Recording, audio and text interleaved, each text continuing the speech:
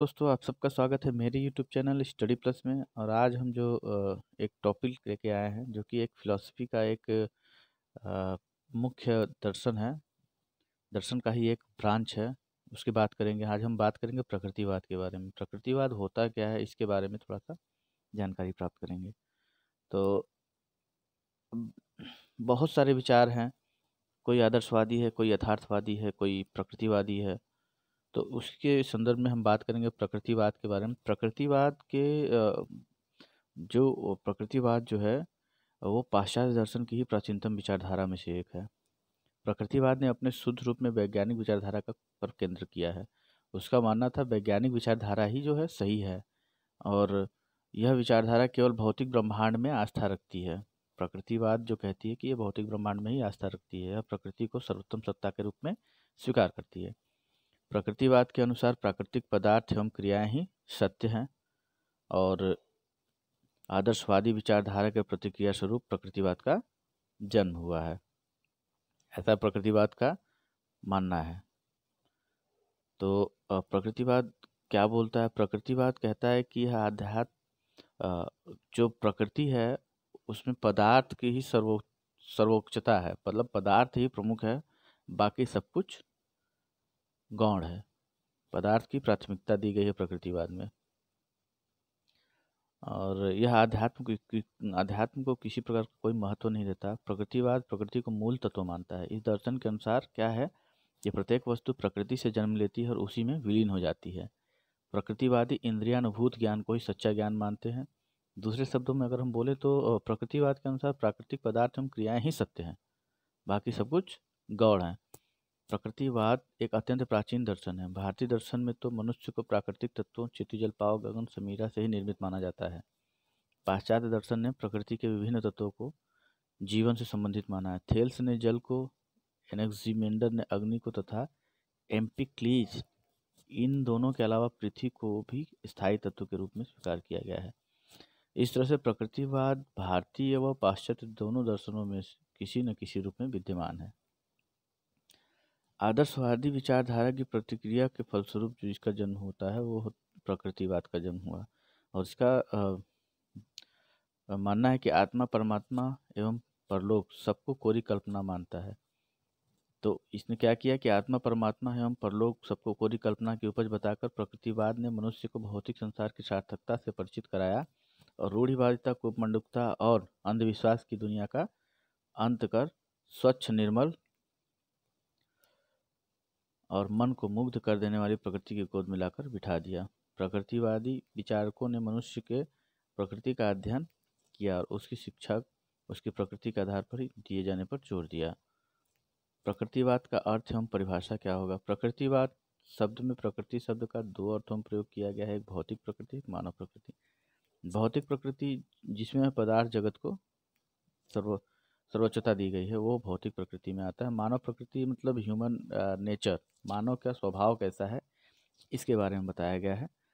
तो भौतिक प्रकृति को दर्शन शास्त्र के प्रकृतिवादी सिद्धांत में सहवस्तु माना गया है। मानव प्रकृति की व्याख्या मनोविज्ञान करता है। प्रकृति ही नियम है, वही नियंता भी है। प्रकृति ही साधन है और वही साध्य भी है।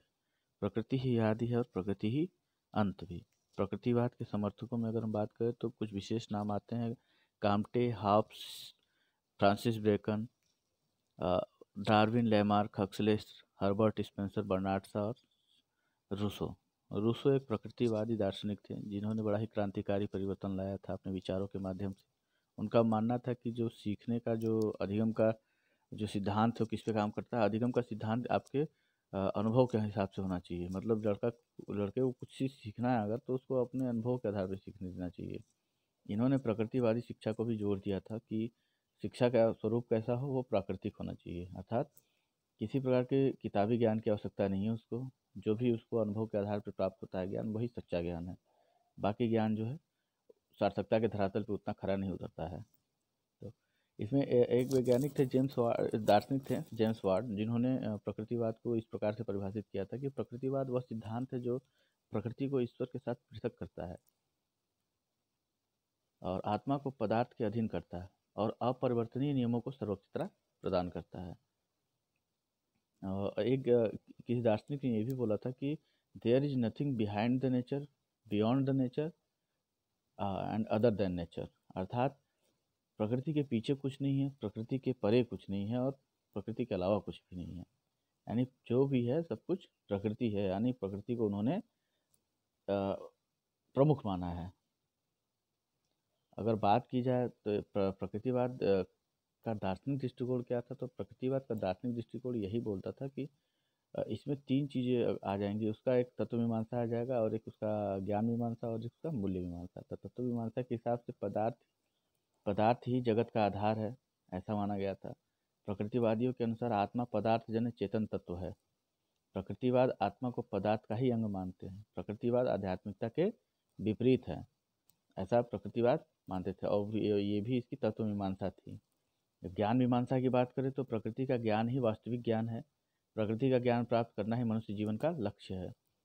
प्रकृति ज्ञान प्राप्ति का साधन इंद्रियां हैं, सत्य को अनुभव से प्राप्त करने के समर्थक थे। ये रहेगी हमारी ज्ञान मीमांसा। अगर मूल्य मीमांसा की बात करें इसके, तो प्रकृतिवादियों के अनुसार मूल्य प्रकृति में ही विद्यमान है। समाज द्वारा निर्धारित मूल्यों को ये स्वीकार नहीं करते हैं।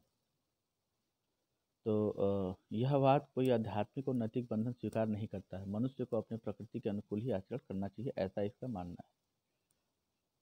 तो इसमें प्रकृतिवाद के भी कई स्वरूप हैं। प्रकृतिवाद को अगर शिक्षा से जोड़ के देखा जाएगा तो हर्बर्ट स्पेंसर के अनुसार ये कहा गया था कि शिक्षा का अर्थ अंतर्निहित शक्तियों का बाह्य जीवन में समन्वय स्थापित करना।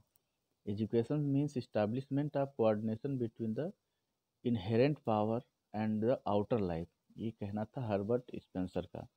शिक्षा में प्रकृतिवाद का आंदोलन बेकन कमेनियस ने प्रारंभ किया था, परंतु इस आंदोलन को चरम सीमा पर किसने पहुंचाया था? रूसो ने ही इसको उसके चरम पर पहुंचाया था। प्रकृतिवाद शिक्षा के क्षेत्र में उन सभी उद्देश्यों, पाठ्यक्रमों, शिक्षण विधियों अर्थात ऐसी पूरी शिक्षा प्रक्रिया के विरुद्ध है जो बालक के स्वतंत्र व स्वाभाविक विकास में बाधक बनती है।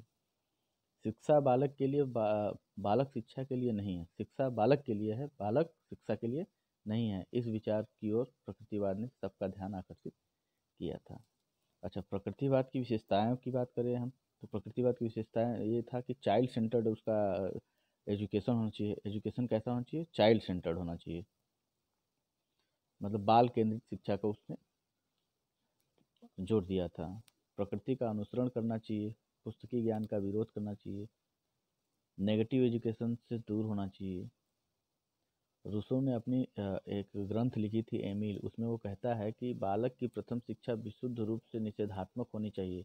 इसमें सत्य और सद्गुण का शिक्षण बिल्कुल सम्मिलित न होकर बालक के हृदय को अवगुण से तथा मन को त्रुटि से बचाना निहित है। रूसो का एक कथन ये भी है कि शिक्षा को इंद्रियों का उचित प्रयोग करके ज्ञान के द्वार खोलने चाहिए। तो इस प्रकार जो प्रकृतिवाद है, ये बस इसका मानना यही था कि जो भी है पदार्थ ही है, और जगत जो है पदार्थ से बना है, और इसके अलावा कुछ भी नहीं है। तो ये था प्रकृतिवाद का संक्षेप में वर्णन। अगर कभी मौका मिला तो मैं इसका बहुत विस्तार पूर्वक आपके सामने एक वीडियो बना के लेके आऊँगा। तब तक के लिए धन्यवाद। अगर हमारी जानकारी, अगर हमारी इन्फॉर्मेशन आपको अच्छी लगी तो हमारे चैनल को सब्सक्राइब, लाइक और हमारे वीडियो को शेयर जरूर से करते हैं। धन्यवाद बहुत बहुत।